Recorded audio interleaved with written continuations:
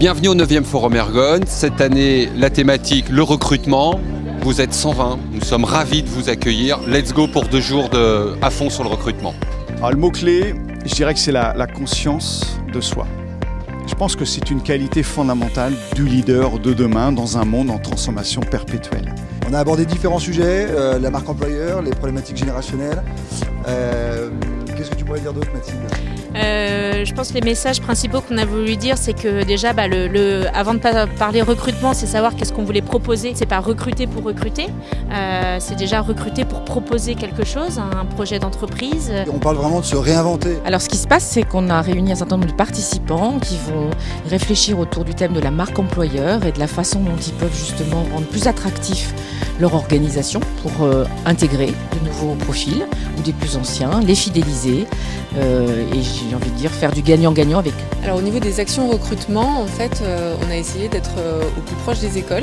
Alors chose qu'on faisait déjà, mais on a un représentant par école, qui est un des vétérinaires du réseau Cristal, qui est responsable des actions en lien avec ces écoles. Donc en lien avec les bureaux des étudiants, on va faire des présentations, des conférences sur des thématiques techniques. Ce qui me semble le plus important pour fidéliser correctement, c'est individualiser les parcours.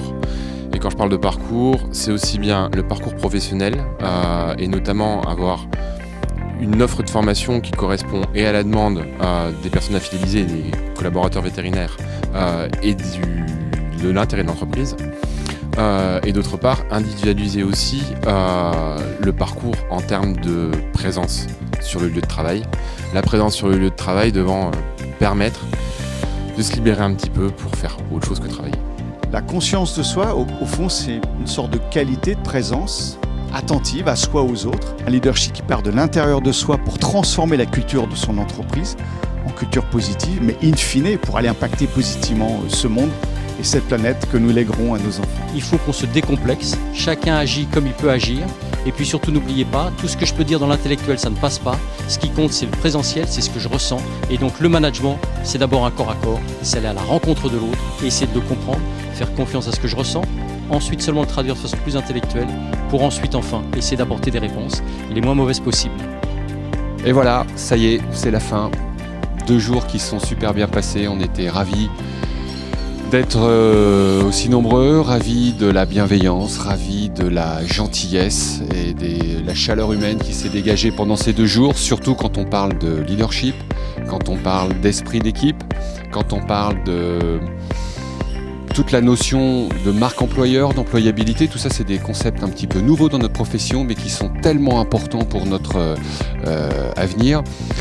Et finalement, on repart avec quoi ? On repart avec la notion de travailler sur son projet d'entreprise. Ça, c'est vraiment toujours quelque chose d'important.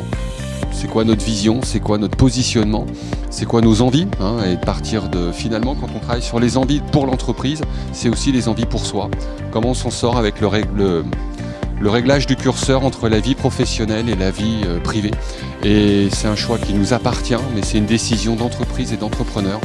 Donc nous serons ravis de vous récupérer et de vous revoir l'année prochaine, les 17 et 18 octobre 2019 à Lyon, pour le Forum Ergon qui sera sur la thématique de l'équipe. À l'année prochaine.